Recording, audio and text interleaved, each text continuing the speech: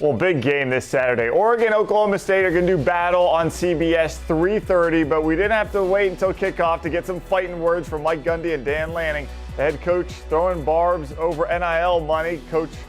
Cowboys coach Mike Gundy said on his radio show that his program spent about $7 million over the last few years on NIL, while Oregon spent something like $40 million on their roster last year.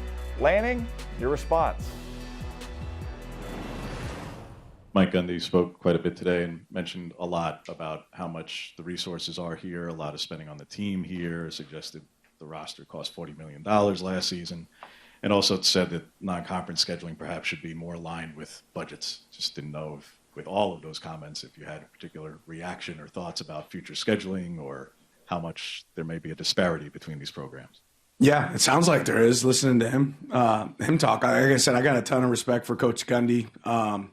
Ultimately, how blessed are we to be in a place that's invested in winning? If you want to be a top 10 team in college football, you better be invested in winning. And we spend to win. Some people save to have an excuse for why they don't, right? And ultimately, he's a great coach. They've done an unbelievable job, but I want to be a team that's competing at the highest level. And we're really fortunate to be in that situation. So I can't speak on their situation. I have no idea, what they got in their pockets over there. I'm sure UT Martin maybe didn't have as much as them last week, and they played. So we'll let it play out. Dan Lanning having to fight back a little smile there. That certainly sets the stage for Saturday's game in Eugene. To help us get ready for kickoff, we've got McClain Baxley, who covers Oklahoma State for 24/7 Sports, along with his Oregon counterpart, Erik Sopil here. And I want to get both of your reactions to what has been said between the two coaches. McClain, since Oklahoma State's head coach Mike Gundy started this, we'll start with you. What was your reaction to this back and forth? Yeah, I think it was pretty much blown out of proportion. Mike Gundy is a guy that's been very vocal about NIL over the past couple of years, and whether he's playing a top 10 team or an SEC team or a fellow Big 12 team, he's been very vocal about there's more to do, and I feel like he kind of used Oregon as an example, speaking to his boosters, speaking to the donors at Oklahoma State of, this is what NIL can do. It can get you in position to make the college football playoff and compete for conference and national championships. So that's the way that Gundy, that I kind of read it when Gundy said. And so in the days since then, kind of becoming a national headline, I think it was a little bit blown out of proportion. But it just adds kind of fuel to a fire that, I think prior to Monday might not have had as much of an enticing factor across the country. Erik, I want to get your take on this because I imagine Dan Lanning probably gets asked this question now or hears comments like this fairly often. I'm guessing that's why he was trying to fight back those smiles there when he was getting asked the question. Do you think Dan Lanning's used to this by now? Yeah, he is. This comes up just about every year, especially around Big Ten Media Day. It seems like this is a big talking point the last couple of years. I also think, intentional or not on Gundy's part, and I think McClain makes a good point there. It sounds like that might have been catered more towards own booster support down in Stillwater. Dan's not somebody ever to run away from the opportunity to kind of motivate his guys and maybe take a little bit of offense with the intention of let's use this as a motivating factor. So I'll be really curious to see what does this look like on Saturday. I don't think motivation was ever going to be an issue for this team. I don't think coming out, they came out really strong against Montana State as well in the opener and kind of put it on them. I'll be curious to see kind of what this looks like on Saturday, if there's really a kind of an it factor that comes out from what's been, like you said, a couple barbs back and forth between a couple coaches. Erik, any injury concerns we should watch here with Oregon? Yeah, we're monitoring Emmanuel Pregnon, the starting left guard. He was rolled up on Oregon's third series of the game against the Bobcats, came out. Dan was pretty optimistic about his opportunity to play on Saturday, but if he doesn't, kind of the big storyline is his replacement, Kavika Rogers, was also hurt his ankle a couple quarters later. They'd be down to their fourth guard. I think if neither are able to play, and that would be Matthew Bedford, a guy who's played a lot of snaps, was a four-year starter at Indiana, but certainly not somebody who's played much the last couple of years, missed of all of 2024 with a knee injury. So they could be a little bit thin there on the offensive line potentially. McClain on the other side, we're going to see Zane Flores make his first start under center for Oklahoma State. Why should Cowboy fans feel good about this situation?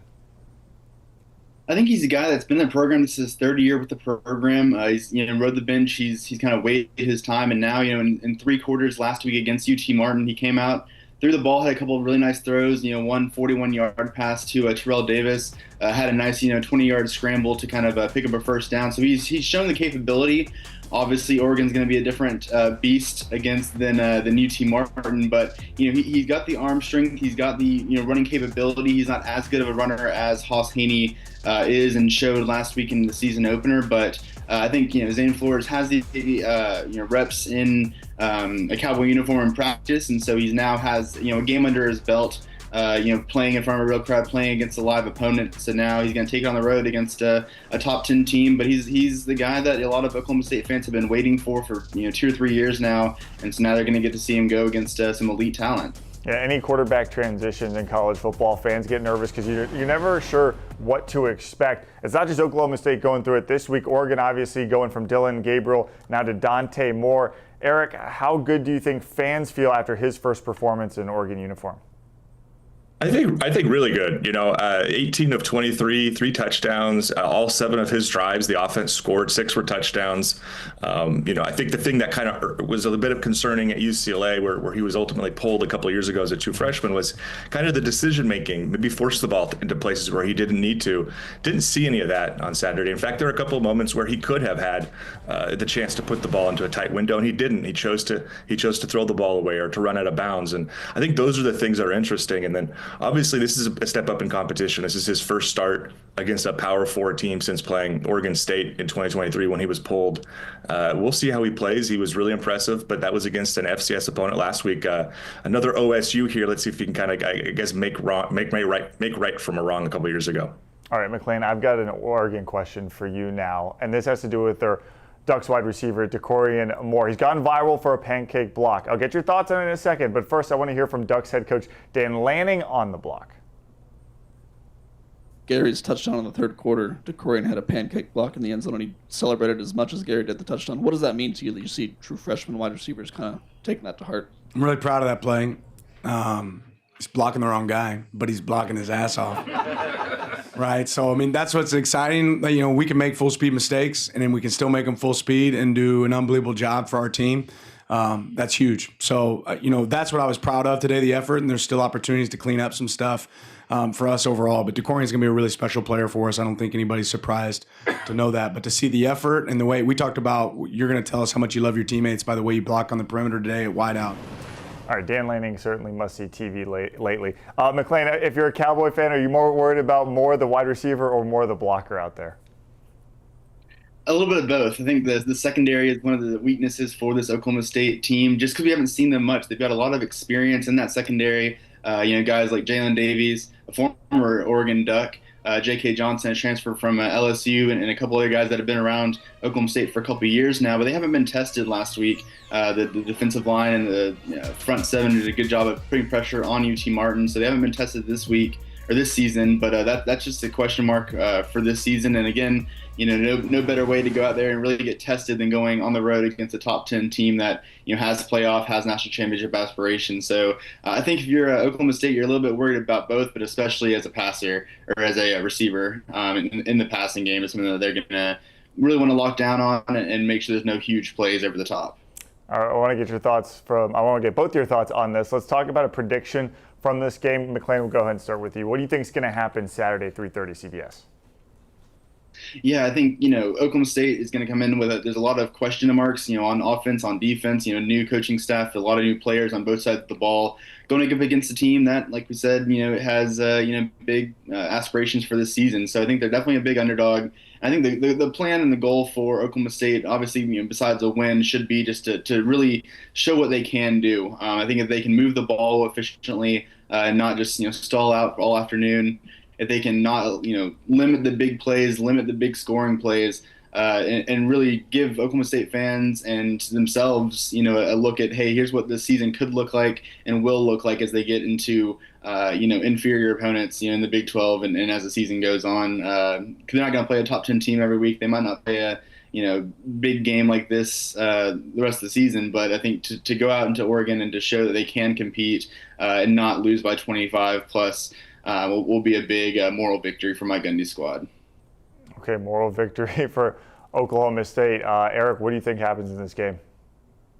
Yeah, I'm really curious to see just kind of what the first half looks like. I think on Saturday against Montana State, they jumped on them so quickly. They didn't punt once the entire game that week. Like, what do they do when they have some adversity against Power 4 athletes? And Oklahoma State certainly had some of those on defense. I anticipate the offense having some success, but maybe being challenged a little bit more. And I think the defense, like here's something I'm curious about is what is Oklahoma State's strength now that they're without their starting quarterback? The run game wasn't very good in that first game. I kind of think Oregon defensively is going to sniff a lot of that out. So are they able to move the ball, Oklahoma State, with their young quarterback who's a little bit more inexperienced? I'm curious and skeptical of that. And I think if this game goes the way I think it might in the first half, it may not be a game in the second half that has a whole lot of intrigue. All right, Erik, let's wrap it up with this. The Oregon Duck, a.k.a. Puddles, ended up losing his head last week in the opener. Can you give us the report everyone out there in the college football world has been looking for? Is he okay? Is he going to be available for this Week 2 game? Dan Lanning doesn't put out an injury report, but insider information says he'll run out of the tunnel like every week. All right, good to know. You know what? Next man up mentality, whether it's the original Duck or the backup Duck, we'll see what happens. But McClain, Erik, guys, thank you so much for your insight. Enjoy the game this Saturday, 3:30. Again, that's on CBS. And here's a look at the matchup. Now, Oregon's won their only previous meeting, 42-31 in the 2008 Holiday Bowl, with 40-game home win streak versus unranked teams going right now for the Ducks. Mike Gundy, though, 16 career wins versus ranked teams when OSU's unranked. So not bad, most by a head coach since 2005.